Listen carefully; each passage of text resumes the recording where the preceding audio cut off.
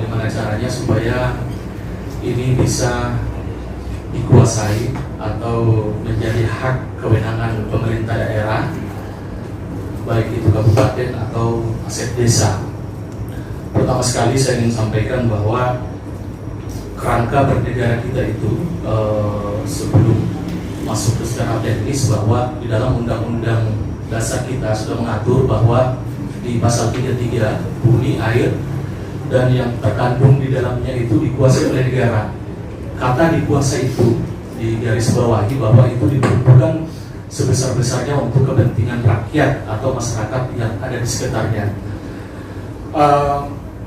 Pimpinan dan seluruh undangan yang berhadir pada siang hari ini, saya ingin katakan bahwa dalam pelimpahan atau penyerahan aset, wewenang dari bapak-bapak yang ada di sini itu tidak ada dari kementerian secara regulasi, secara aturan.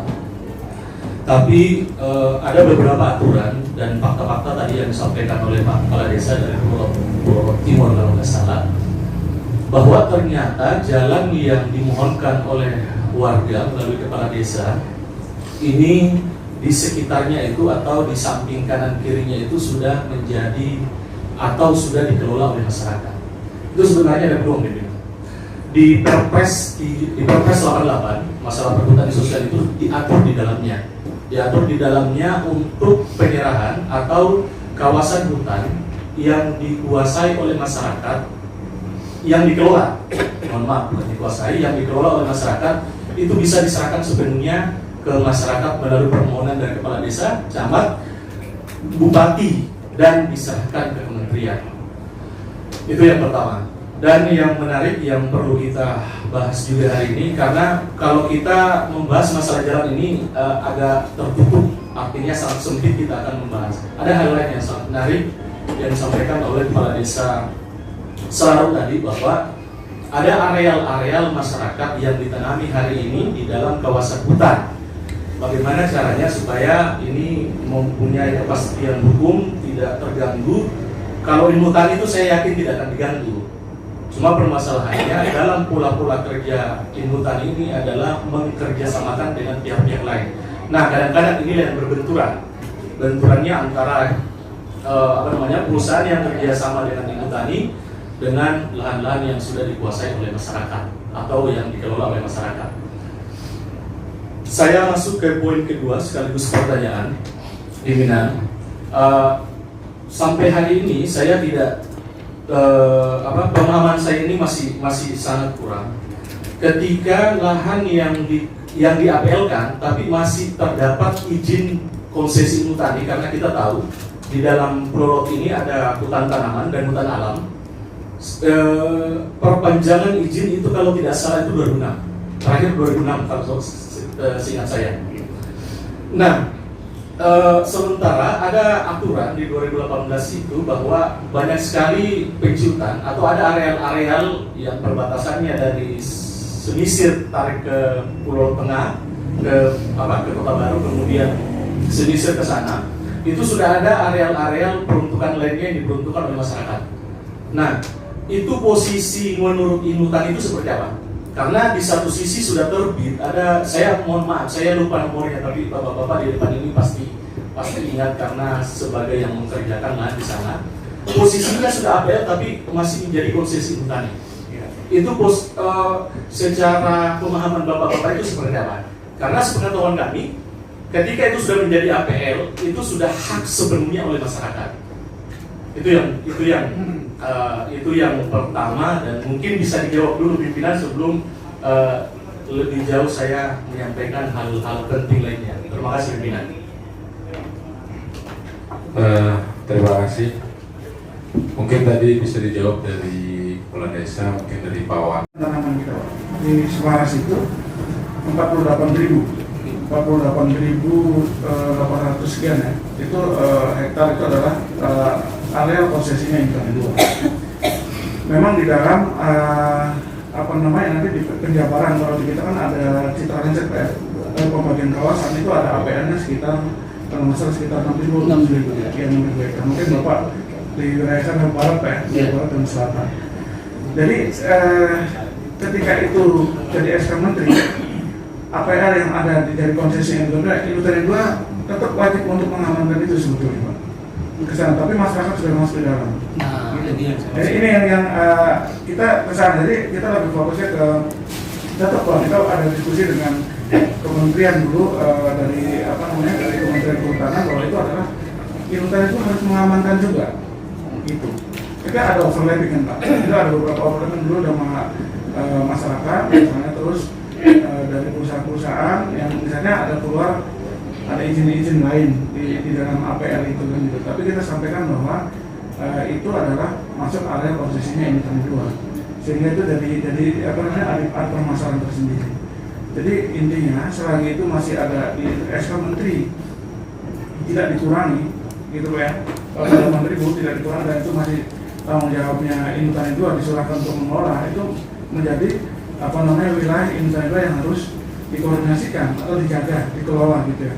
Walaupun dalam pengelolaan saya ada masyarakat ya kita sampaikan ada kerjasama kolaborasi yang selama ini mungkin Bapak Mustaqim wilayah sana pernah mendengar ada kemitraan kehutanan seperti itu yang dilakukan oleh perusahaan. Jadi untuk yang APR tadi yang Bapak sampaikan itu adalah masih kalau misalnya itu masih dari SK Menterinya seperti itu tidak mungkin kami tidak mengelola itu karena ketika terjadi masalah, misal satu aja kebakaran Pak di titik APR itu kita langsung ditembak langsung itu Pak. Bahwa itu areanya juga kenapa tidak dilakukan pengamanan atau tidak dilakukan pemadaman. Makanya sekarang kita cover area semua. Jadi aturan pemerintah sekarang sampai radius 2 kilo dari area kita juga wajib bisa kebakaran membantu apalagi di area itu. Jadi misalnya ada hotspot sekarang Pak ya, Bapak ada titik kebakaran itu di area APR, ya kan Pak. Lalu masyarakat di situ yang membaca kan dari pusat itu Pak, pusat tembak ke Polda atau kemana itu langsung ke kita, terkoneksi dengan kita, yaitu kita nanti yang di masyarakat dulu ada berapa keamanan, jadi kita ke sana. Jadi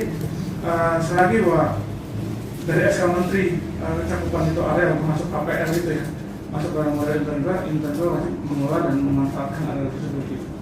Jadi itu sih Pak Mustaqim ya, pengertian dari saya yang selama ini kami pahami seperti itu. Iya, sepenuhnya hak sepenuhnya oleh masyarakat karena mohon maaf perpanjangan izin Bapak di 2006 itu Bapak diberikan waktu sampai 2009 untuk melakukan tata batas. Hari ini sudah selesai nggak tata batasnya Pak? Silakan. Ya, memang tata batas ini kan perlu proses Pak ya.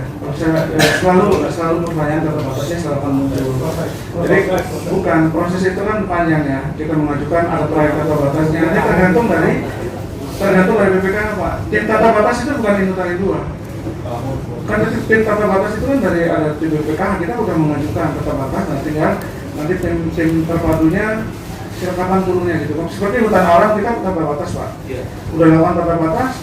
Tapi di area tertentu kita kan berbenturan dengan kepentingan lain seperti itu. Sebenarnya kita pengennya selesai itu ketika udah tata batas kan betul itu memang salah satu upaya yang create real ya. Indotannya juga gini Pak, permasalahan tadi dari Pak Wakil juga sama. Kita dengan aturan ini agak sedikit membebani kita juga. Jadi kita ada beberapa regulasi yang harus kami amankan. Contohnya satu tadi masalah kebakaran aja Pak.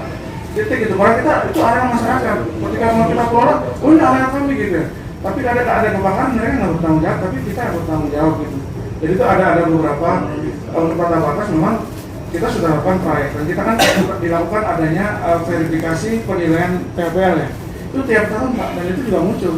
Itu secara legal aturan dimunculkan tata batas Indotan belum karena alasannya ini dan itu tidak disalahkan kita.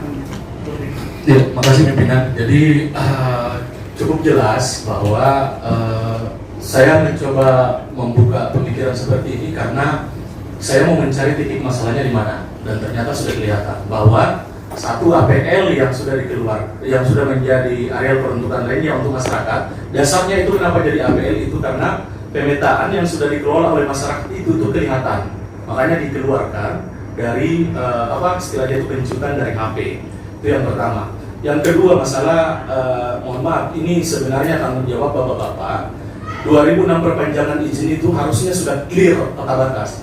Sumber konflik di masyarakat itu karena ketidakjelasan masalah tata batas yang areal kerja bapak laksanakan. Sebenarnya itu permasalahannya itu pimpinan.